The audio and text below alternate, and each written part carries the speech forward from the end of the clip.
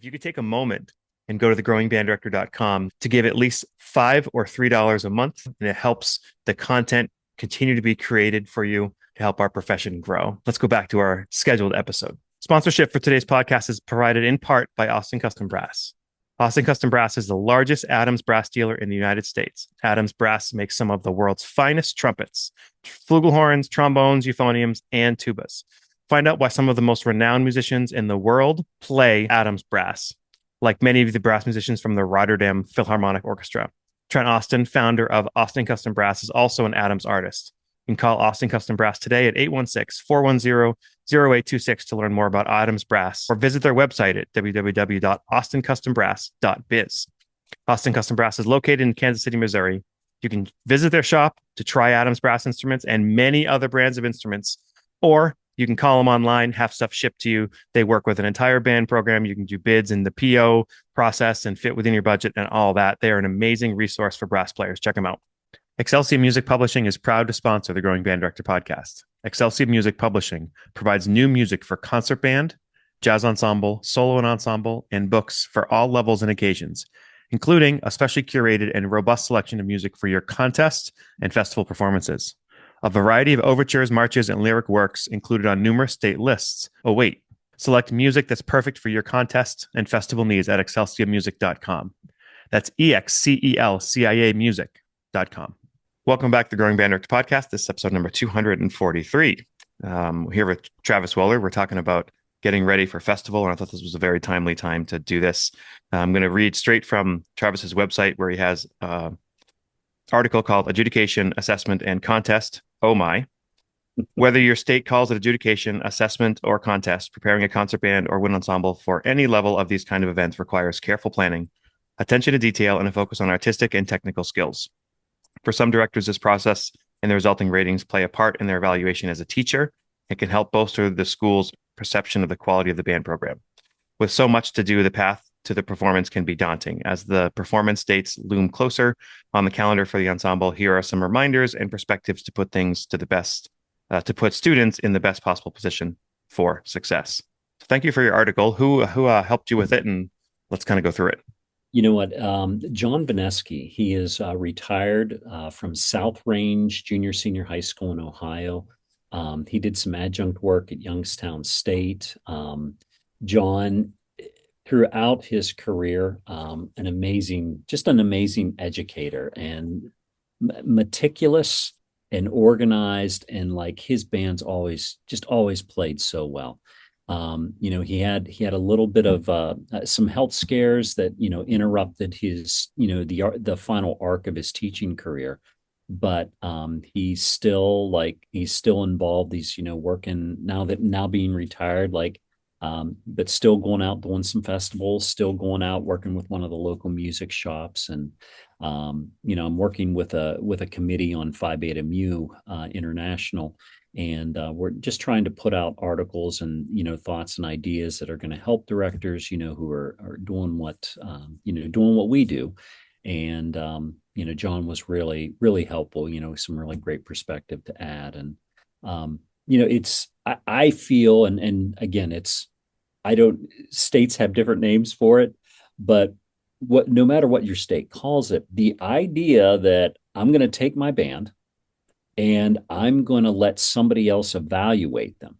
And I volunteer for this. This isn't mandated that I have to do this all the time. It's strictly like, I'm going to volunteer to do this. I would wager to say, if we asked an algebra teacher or an English teacher, like, hey, do you want to take your kids to take the state assessment? Some of them would be like, yeah, but some of them are going to be like, no, thanks. And I am always impressed with the number of directors that just say, you know what, this is a great opportunity for my kids to learn something, to grow. And so being able to do that. And, it's really that time of year. And I know some scums, places in the country, like they're in it like right now. Some of it will really ramp up in March. Some are going to do it in April. And then you even have they're not, not quite state festivals, but, I'm going to probably be doing some work in May in conjunction with like a local amusement park. And they have a spot at one of the local high schools. And I think it's just such a it's a valuable experience because it makes you refine and it sets a goal in front of the kids that they understand, what they're working towards. And every festival is a little bit different, but I think the key components, obviously, they're performing. They get quality adjudication, ideally a clinic afterwards, right, or a clinic on stage, some where they actually get to work with the person. And a key component as well, I forget if it's in here or not, is just the ability to watch another band, just sit there and be an audience as well. Yeah. And that's, I mean, that's one of the things that I think is probably even more. I think kids seeing other kids perform marching band, like marching band competitions, like that's just sort of built in. They get that, and not all of the adjudication platforms, contest, festival, assessment, whatever it happens to be, they don't all offer that, and I really wish they would, Hmm. because like you're going to get to perform for an audience of people who are doing what you're doing, and it makes some connections with the kids. They leave high school, they go down the road, they go to college, like, oh, I'm from here, oh, I'm from here, like, were you in Hmm. band? Yeah. Oh, I remember seeing your group, like, Hmm. that. There's another piece of that too that is pretty rare, but if you can end up doing it in a really special venue too, that like is a carrot on the top. Yeah. Like we did it once in Symphony Hall, and I like on top of that, you have Jack Stamp as your person and all this, and then you're sitting in this chair in Symphony Hall. I mean, that ability too is Yeah. pretty rare, but pretty awesome too. So the first part of this that you have is, I'm not going to say it's the most important, but it's got to be right up there. I'm not sure why you put it first. Choosing repertoire. Yeah, and I mean, it starts there. Like after you make the decision, well, I'm going to take my group to this. Like, okay, well, what are we going to perform, or what are we going to work on? And I will be very critical of myself as a young director. I think the first adjudication I went to, I really wanted to show the judges, and I really wanted to impress them with what I had programmed, and that's a huge mistake. Impress the judges with what your students are learning, with how they are growing. It's like everybody has like high aspirations, and that's awesome. But at a certain point, you have to ask yourself, okay, is the time that I have allotted, are we going to be able to do this repertoire? Is this really going to serve the students' needs? And like, yes, it's adjudication, but you got to be thinking a larger goal. I want students to have a meaningful relationship with music. I don't want a single piece of music to frustrate them to the point of I hate band. Like I don't want that. And the other thing that you have to be thinking about is like, okay, I've got to help them make some annual goals. I've got to help them meet some curricular demands. And will this music is this going to help in that process?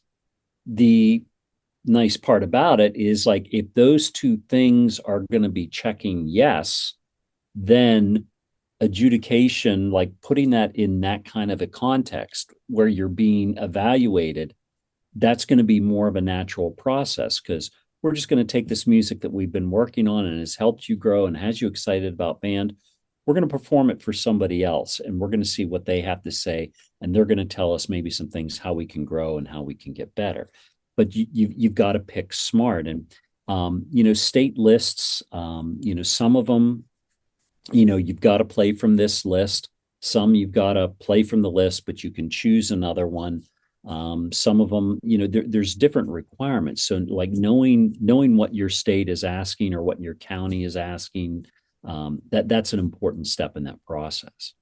I mean, do you want to try to play Lincolnshire Posy poorly, or do you want to play American River songs really well? I think people forget the.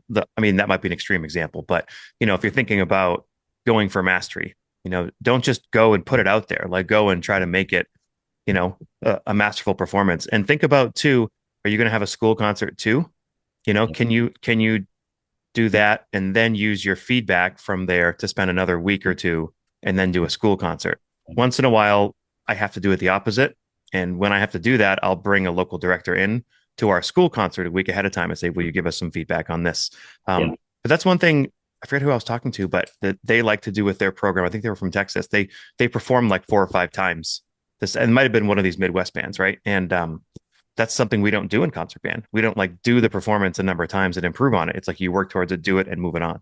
Fun. Yeah, So, there's a group of directors in the Pittsburgh area, and I'm always really impressed with them. And there's a couple out near Harrisburg where I teach that do it. A couple out near Philadelphia, and they have like a four bands concert.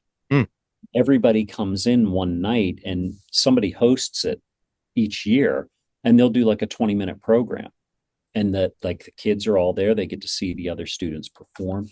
And I yeah, I mean, I think that's like those kind of things. Like if you can get multiple performance, if you can have a home concert right before you go to assessment, I think that makes a lot of sense because I think it really heightens the kids to, okay, we really want to refine that. And then we can like, okay, let's watch our concert from Tuesday night, knowing that next Thursday night, or next Thursday, that's when we go to assessment. What do you notice? Where do we still need to grow? Where do we still need to refine? And we can do those things. And if you can pick repertoire smartly, you can choose wisely. And I'm not saying hide your weaknesses, but pick it so that those weaknesses start to become strengths. The places where you're already strong they're going to shine. And people are going to be really impressed with your group because they understand your students understand what quality work is. I mean, administrators talk about that all that time. We want our students doing quality work. Okay, yeah, we absolutely should. But helping students understand that, like that's really that's really a critical part. And going back to what you said about Posey and River songs, it's there was a great study that was done, Patrick Carney, and he talked about suitable. He talked about quality experience, and he talked about a suitable piece. And like those core rep works, those are awesome. I'm more of the mindset of I want to find all of the essential works with the understanding of there's great pieces to play that are like I said, are not going to produce like the white knuckle through the entire mm-hmm. concert. Everybody is just they're stressed out of their mind, measure to measure. But there are pieces, and like American River Songs, like that's a great one. Like that's a great piece, for your mature high school band to just put that in front of them. Let's lay it down. Let's do this meticulously well. You would be amazed at the musical things you're able to draw out of a piece like that whenever students are showing you what they can do, and you can lead them more on the let's get to the expression. Let's get to the core of this work. And it helps the culture too when the attitude is about playing great music, but also knowing you can sound good. It's not we're just trying to chase the notes and the students get down. Can you talk a little bit about the long term rehearsals and the short term rehearsal goals? Yeah, and I started slotting stuff with my own bands when I was still a middle school, high school director, and we had four concerts a year. And knowing that third concert cycle, that whatever we did there was going to be our assessment music, or if we were taking a spring trip that had an adjudication assessment component part of it, that's where like that third cycle music and maybe one piece in the fourth cycle. So I would always stack like, okay, I want to have this ready by this date in May, which means I'm going to frame in like I would do, analysis of the piece and like, okay, going to devote these 2 weeks to this section. I'm going to devote these 2 weeks to this section, these 2 weeks to this section. The whole time knowing that it's not that I'm going to ignore that first section. I'm going to circle back. We're going to review, but I want to make sure that I dial in on this is what our long-term plan is. Can I just jump in on that real quick? So I Yeah, don't yeah. want to derail you, but my brain's thinking. So two things. One, we just did grant them eternal rest last night, and we did that in about 4.5, 5 weeks of rehearsal with our students, and our kids played it fantastically. But I knew after having done that piece before, we need to start with movement three. Movement three is the cornerstone part of that. If we can play three, we'll be able to play everything else. I mean, the soft stuff is always harder, so that's a little different, but the notes and rhythms. And then 2 weeks ago, I was white knuckling it, as you said, because they couldn't play the 1 and 5 at all. It was like the easy stuff they couldn't they couldn't play. But movement three sounded great. But because I front loaded it and I knew that was the majority of it, before I knew it, movement three was by far the best. Yeah. And I, the other thought I had with that was like the marching band teacher in me knows that this week we're gonna okay, we can do the whole show, but this week we're working the closer, yeah. or this week it's the ballad, or this week it's this part and this, or these 10 sets. So I think it was even only a few years ago. I've been teaching a long time when I said, why don't I apply that to wind ensemble too? Like, yes, we need to work on all of it, but let's do some of it deeply and then just planning ahead, the same way I would a marching band rehearsal. Yeah, and I think it's interesting to me because sometimes I've listened to groups and they get towards the end of the piece, and I know it's not that things end poorly, but I notice some things that just aren't quite as refined towards the end of the piece, and it starts making me wonder, like, okay, well, what did that whole rehearsal process look like? Did is like, okay, we started at the beginning every day and then we just worked Mm-hmm. and as far as we could. And so I think it's important that, you make a long-term rehearsal plan with yourself so that you make sure you're allotting enough time to get to all the things. And I think there's, I know that the schedule that most public school band directors keep, their rehearsals are a precious commodity. They maybe only see their groups twice in a 6-day cycle or a 5-day cycle. And so they have to have that level of attention to make sure that, like, okay, let's get to this. And they have to structure that time. And so when you have a snow day like today, Mm-hmm. we're both sort of dealing with it, that puts some added pressure. And so that long-term plan, if it ends up bumping some things around on you, if you have that long-term plan, like, okay, well, how can I adjust? How can I move things around? And Uh, especially if you don't over program, if you yeah, if you've programmed well, then that's great too. yeah, absolutely. Absolutely. Um, you My know, my my colleague Jeff Smith used to, when we'd work on a marching band show, everybody knows the opening minute's going to be killer because like that's what every band works on, from the beginning of band camp. But after that, once we learned the whole show, we always went to the closing five sets. It's like, yeah, the stuff in the middle needs work, but if we can start and end really strong, we talk about an adjudication like going for a higher number. Like you're going to get a high number when you end on a positive note. So sometimes like that kind of bookends thing, or thinking of it like a legit puzzle, like you're doing the entire outside and then you kind of work towards the inside too. yeah, that's a great analogy. Man, I dude, I you should have a podcast. should I should have Yeah. guests on too that know what they're talking about. That would be awesome. You wrote under prioritize fundamentals. Now everybody knows we should do fundamentals, and hopefully people do. You wrote don't skip leg day. I have a great story. So my wife is down at Marathon Monday. If people don't know that, in Boston, every Marathon Monday, the Boston Marathon is on Patriots Day, and so she's down there at the Fenway game, and her favorite player was Gabe Kapler. So she's there with her Kapler jersey on, and like out in Fenway Park, and I think it was right field, left field, right field. Anyway, she's with some friends, and there was these guys behind, like the outfielder from the other team had like these scrawny little legs. So if anybody can imagine like these guys in this loud Boston accent, just hey, just skip leg day, just over and over and over again. So when you write don't skip leg day, I just think of my wife being at Fenway Park. Well, yeah, and that's I that's the one thing that I just sort of chuckle about because, like, I will tell you honestly, like I pretty much have the body that Fun built. I wasn't a big gym guy or anything like that. But it's like I do know the value, and I've been working pretty diligently just to try and get myself in better physical health, and better physical shape. And the one thing, it's like, okay, don't skip this, make Yeah. sure.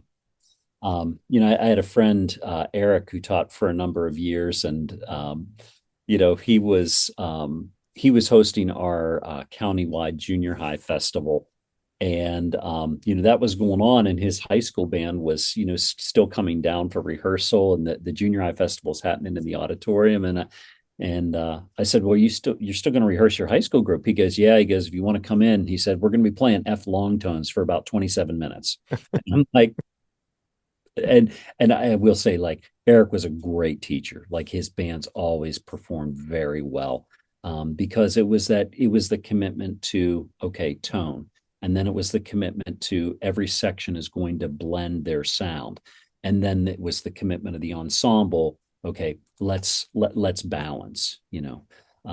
A number of different band rooms that I've been in. I was down in Virginia in November working with a middle school band that was playing at VMEA, and Pat, his band room, like, all of those kids, like, they've got tuners right there, and they've got the clip, and they're checking themselves constantly, during the rehearsal. And it's it can be easy to get in the trap of, we've really got to work on the music. We really got to work on the music. Yes, yes, absolutely. You should work on the music because that's what you're going to be assessed on. But don't sacrifice the time working on those fundamentals that ultimately make it easier for you to work on the music. And so sometimes that becomes a matter of, like, we're going to incorporate this scale today because we've got this big section of the music that's basically where we have to be, and that's what we have to play. This rhythm keeps coming back. We're going to incorporate it. Let's spend some time refining our articulation so that rhythm speaks cleanly throughout every register in every instrument.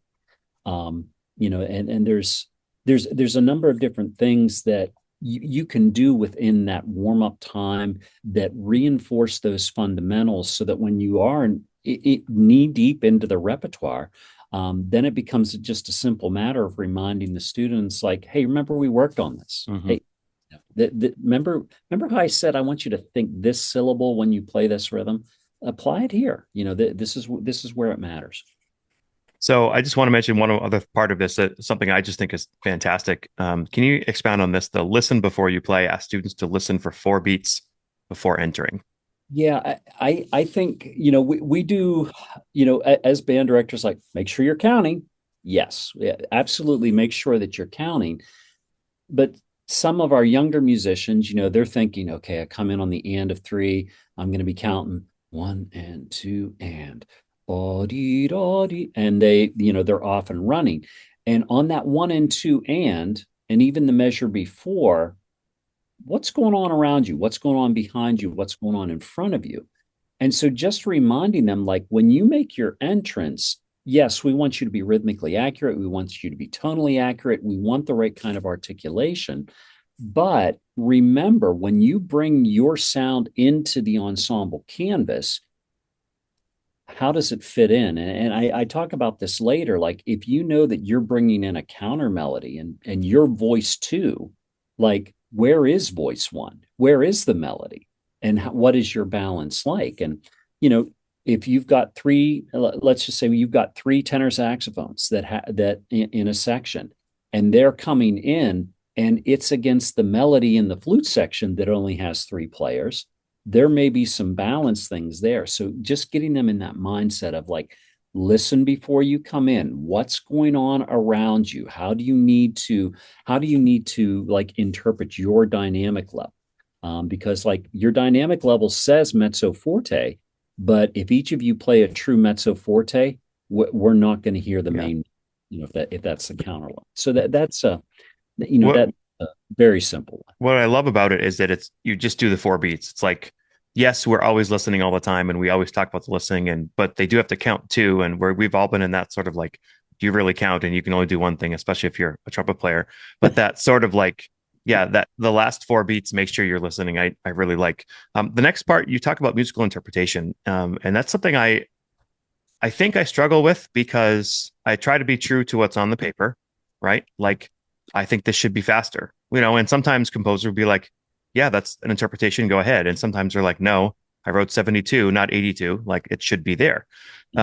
So that whole being true to what's on the paper, but also feeling free to say, we have enough life experience in this ensemble that we can make some of those musical interpretations. And I like that you have a section on this, and I think it's important that people do interpret the music and don't just copy the recording. I mean, I'm all about copying the recording because I think you're emulating these great studio players who have recorded this for us. But then how do you, like, what are some tangible ways to maybe take it past that to, a personal performance for your ensemble? Yeah.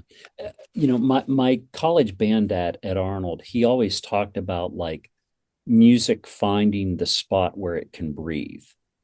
And that went both ways. Like, there are times, and he recorded one of my earlier works, and it was actually called Journey to the Prairie, that it's with Manhattan Beach, and he did the recording of it.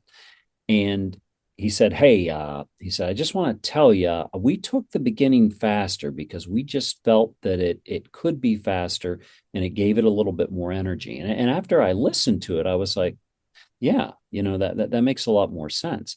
But there's also like times whenever, like, okay, it might be a real push for us to try and get this to 144, but can we still be clean and musical at 132? And like, is it going to be the end of the world? I don't think so. Is the composer going to burst through your band room doors and be like, "Oh my goodness, what have you Hmm. done with my music?" Like, I'm not. I don't know many who would. If it's kids that are coming from a place of, we are working as hard as we can, and our director is challenging us in the best way that we know how, and we are growing. I don't think anybody's going to get too upset about it.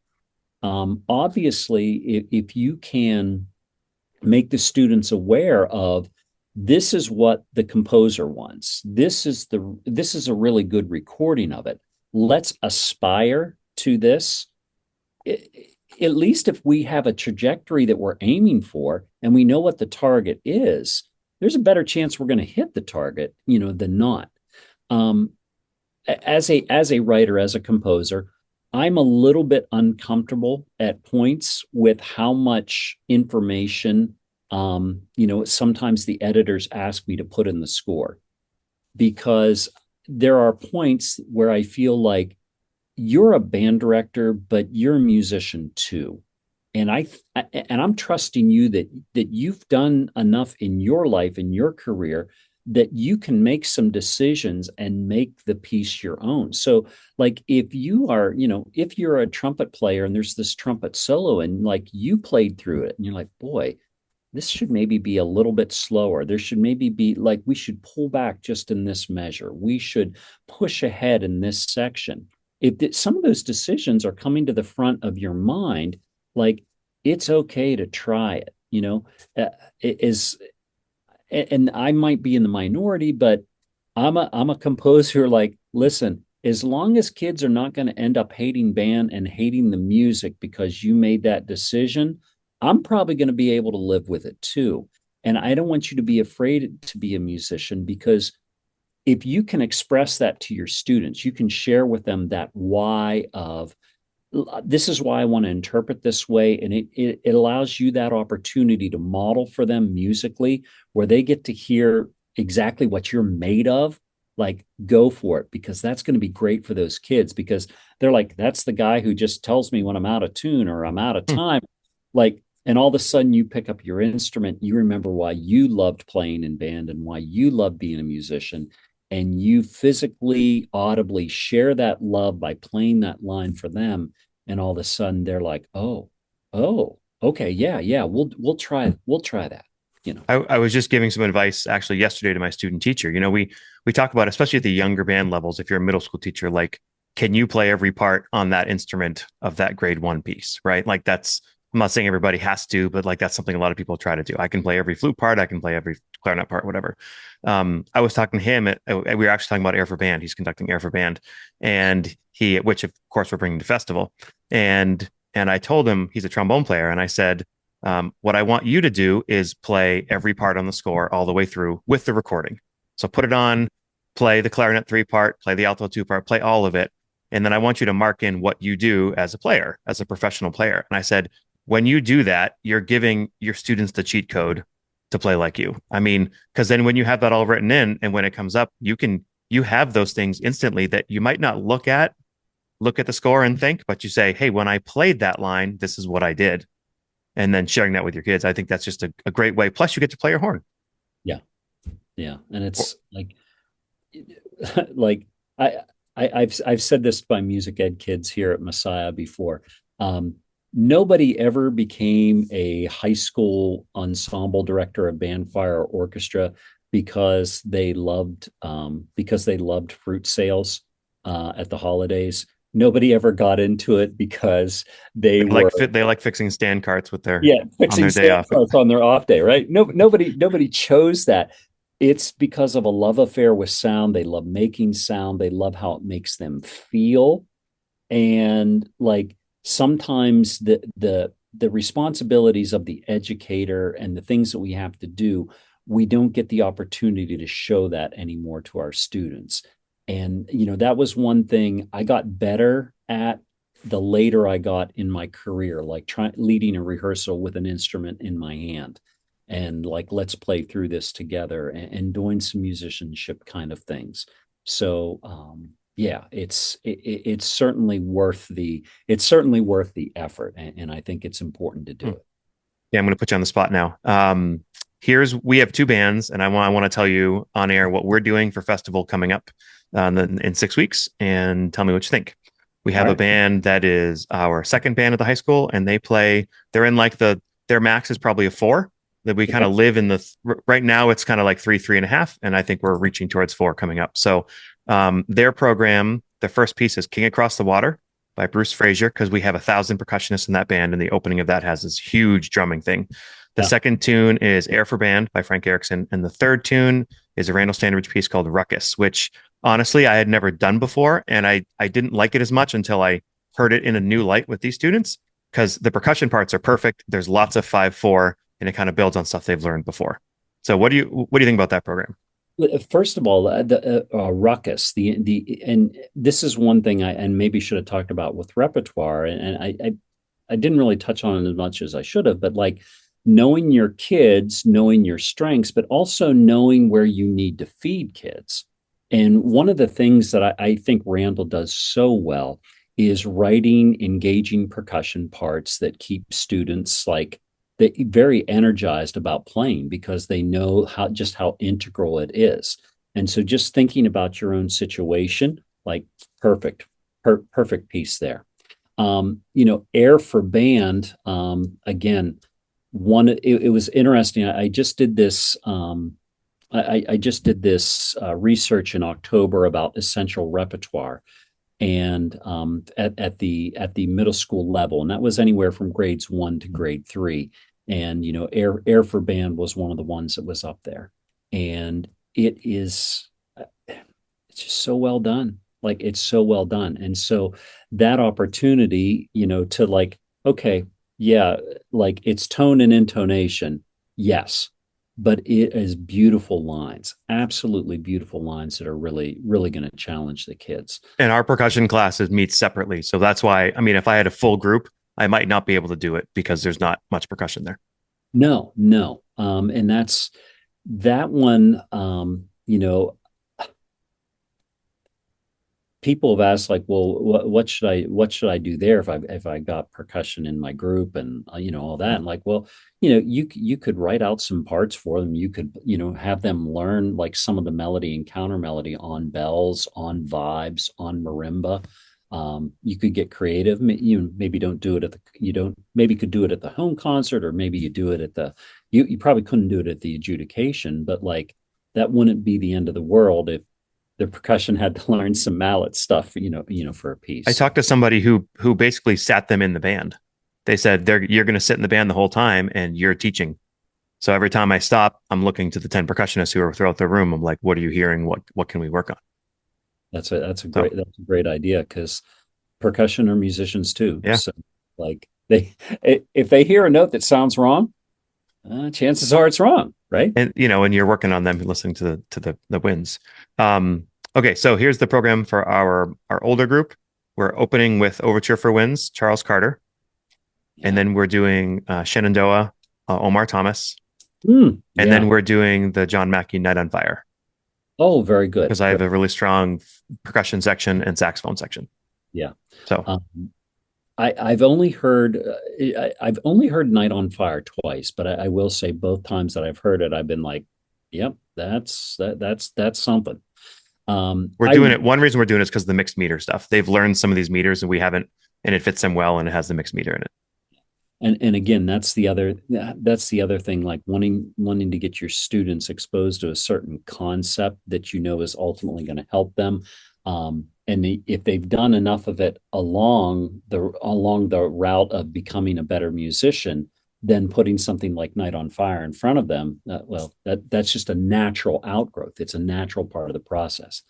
I really like Omar Thomas's setting of Shenandoah. Again, it's lovely. There's beautiful lines. I think it's a little bit more interesting harmonically than maybe the Tekeli. And Do you know the reasoning behind like what his imagery is on that? I do not. I Yeah, do not. it's basically like he talks about how the Shenandoah Valley is like one of the wettest places of the whole country. So Yeah. it's like all this storm stuff and like the soggy Ah, earth and all that. So it's like it's very kind of dark, not in a sad way, but just sort of like wet. yeah. Yeah. Little soggy. Yeah. That's all right. Um, Overture again is just one of those. It's one of my essential rep pieces. Like I feel like any high school band, like if I had a 4-year rotation of pieces, I'm pretty sure Charles Carter's Overture would be on it. Um, you And know, it's easier than the whole stuff. it is. Yeah. It is absolutely. Um, I had an interesting a few years ago at Messiah. I did Overture as our opening of the piece, but then the second piece I did was by Kim Archer. It's called Hymn to the Dawn, and she was one of Charles Carter's composition students.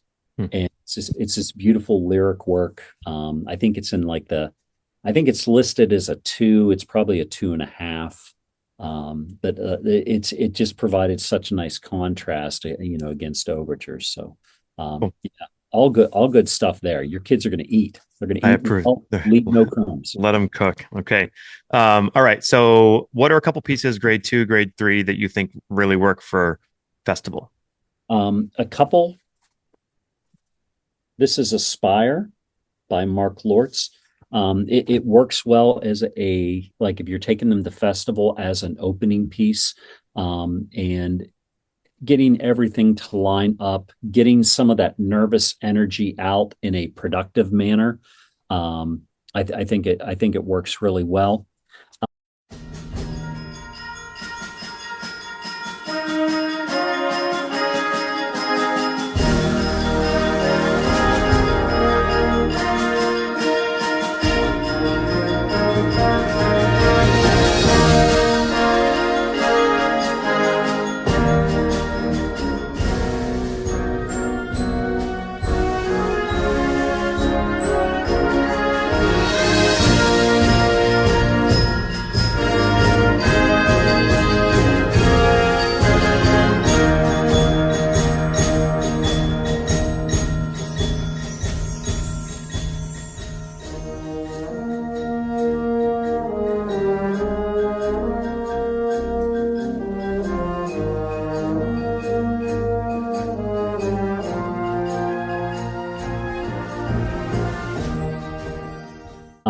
If you're looking for something like an expressive piece, and this one came to me a little bit later in my career, and I just spoke with him this morning.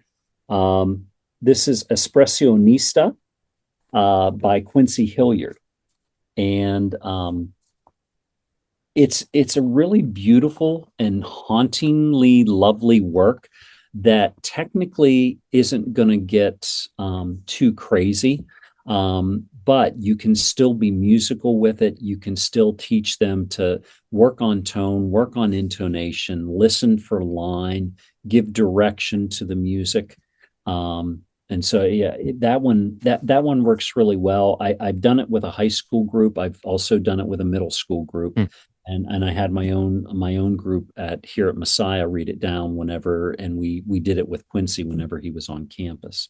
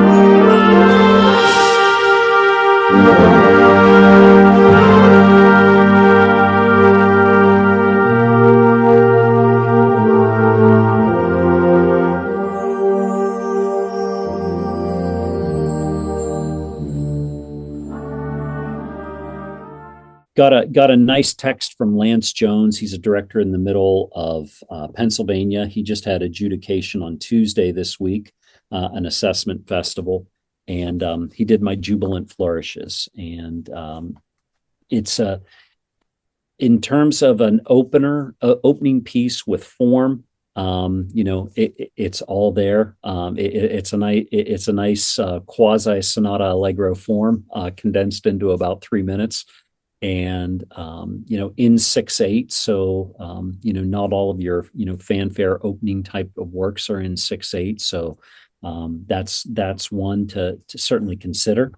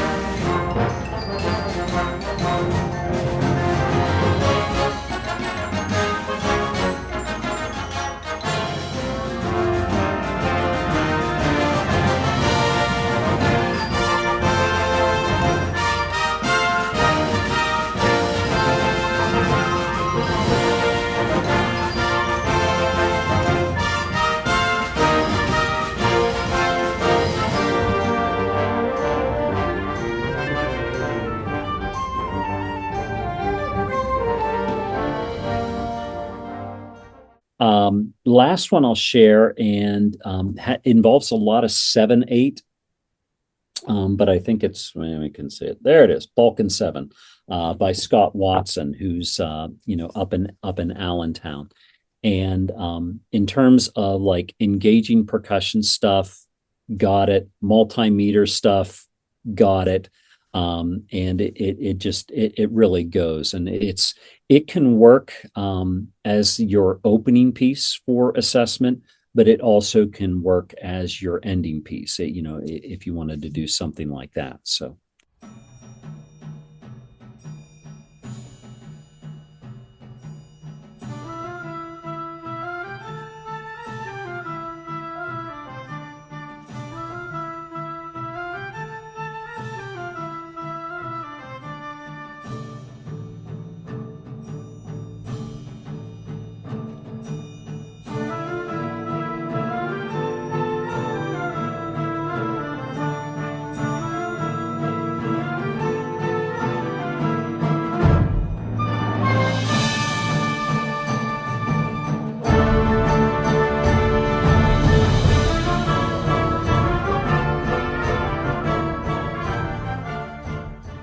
Classic Travis Weller. I say, can you pick a piece that would be really good? And here's four. Yes, love here's that. here's four. Yeah. So And sorry. I had to stop you because you're going to take out the whole library.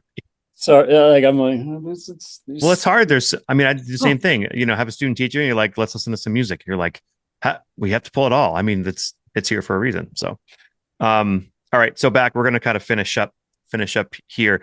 When rehearsals get tough, when they get difficult through the process of preparation, there are alternatives that directors can utilize to break up the monotony and allow the ensemble to get a new perspective. That was just me vamping, so you could get back to your notes. yeah. You have slow as steady, what to fix first, change the approach, work backwards, compliment, critique, encourage. That sounds very you. Slow and steady. I say grandma tempo, but it's amazing how much just saying, great, let's do these 8 measures. We're just going to do it really slowly. Like, I'm not going to fix anything. Let's just slow it down. Yeah. And I think sometimes students start to play with more confidence if they can hear where the line is going, not only the melody line, but hear harmonically where it was going. I saw Brad Townsend do the neatest thing. Brad is the band director at the University of Pittsburgh, and I was watching him do an honor band, and he took a section of Kentucky 1800 that was really muddled. It was in that opening section. And he just said, okay, I just want you to play downbeats of each measure and hold them for 4. And so like that's what he did. And all of a sudden, like the students in the band, they had a much better sense of, okay, this is where it's going. Okay. And so then whenever he put it back in context, and that whole idea of, sometimes those technical skills and getting like, clarinets and they're doing all this stuff over here. And like, I feel bad for them sometimes because that's a lot. But sometimes it's really a matter of, hey, let's just slow this down so we know where your fingers are going, where they need to go, and what you need to do. And it's amazing that you can build that back up and then you put it back in context. And maybe it's supposed to be at 104, like, hey, let's try this at 82. Hey, that's really clean at 82. Okay. So when we come back in on next Monday, let's try and get this up to 96 and the week following, and setting little goals like that where they can improve over time, but slow is steady, steady is smooth, smooth is fast. And the doing things slowly really reinforces what they should be doing as players too. And I think I forget to do that from time to time, but it's also really freeing because you can say, you know what, I don't have to break this all apart. I don't have to rehearse every single section. Let's give them a chance to do it their own slowly and then speed it up from there. Again, if people want to see sort of all the things that are in here, just what is it, TravisJWeller.com, and it's Yes, right there in the front. February 3rd, my friend. right there. Simulate the adjudication experience. Yeah, and this is one like that we were talking earlier about that concert, like right before you go to assessment. Like that's a great thing to do. Um, you know, the one thing I'm going to be getting out a bunch of times over the next few weeks, just making some visits to some band rooms and being like, hey, let me hear what you're working on. And some of them are working towards assessment, so I'm interested in hearing, what they are working on. And there's a number of like retired directors that I know, and that they enjoy this time of year. Like they're sick of being inside. They want to get out and they want to work with kids. They want to hear what they're doing, and they're willing to go in and listen and be like, hey, have you, why don't you kids try this, why don't you try this, and so having some of those kind of things available to you. And if you're not sure if you've got anybody around you, like I've dropped in on rehearsals before. Like there's a band down in Texas and they were getting ready for a performance. They, hey, would you come in and listen to us? We're doing one of your pieces. I'm like, sure. And talked, and yeah, we'll do it. And then I said, well, what else are you working on? And they're like, well, you want to hear what else we're working on? I'm like, yeah, absolutely. Like, if I'm here and we got the time, so, there are clinicians that, are maybe in your circle of people that you trust, and maybe distance is an issue.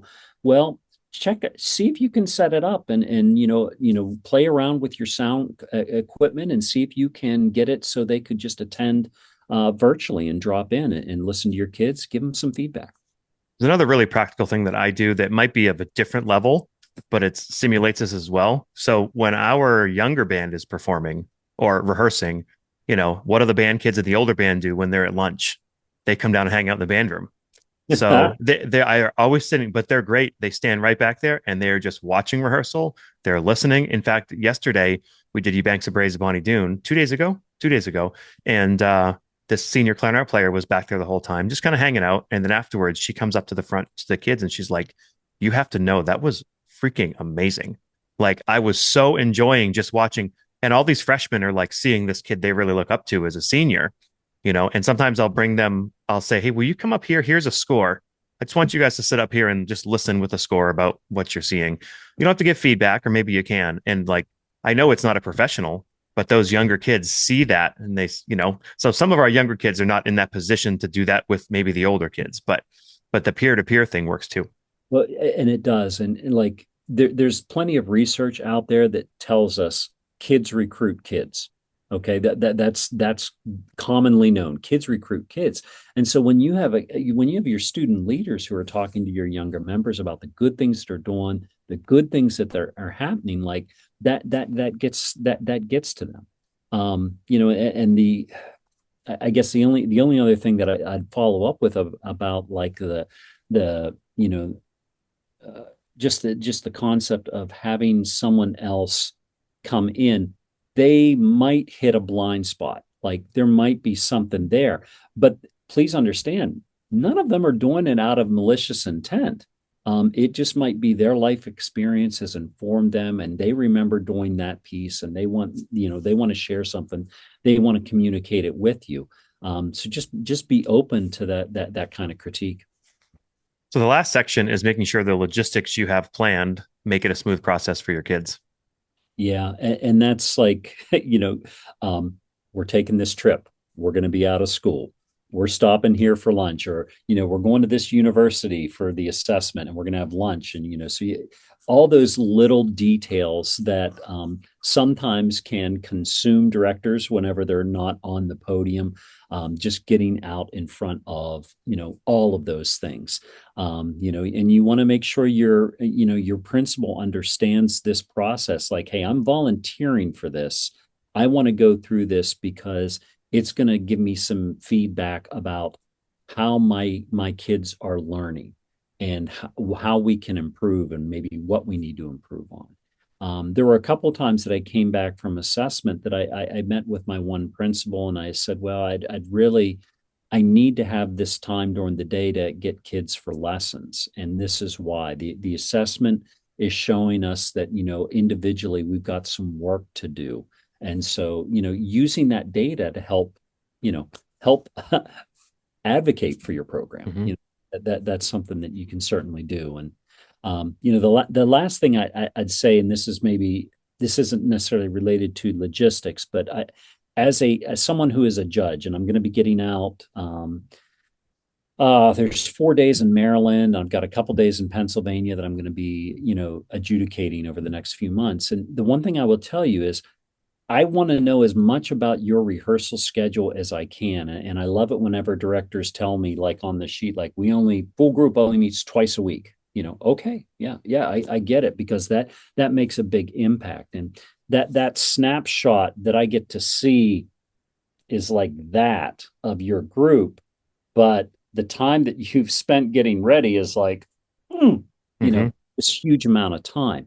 And ultimately, I'm the kind of adjudicator, like, I just want to give you comments, I want to give you encouragement, I want to help you get better.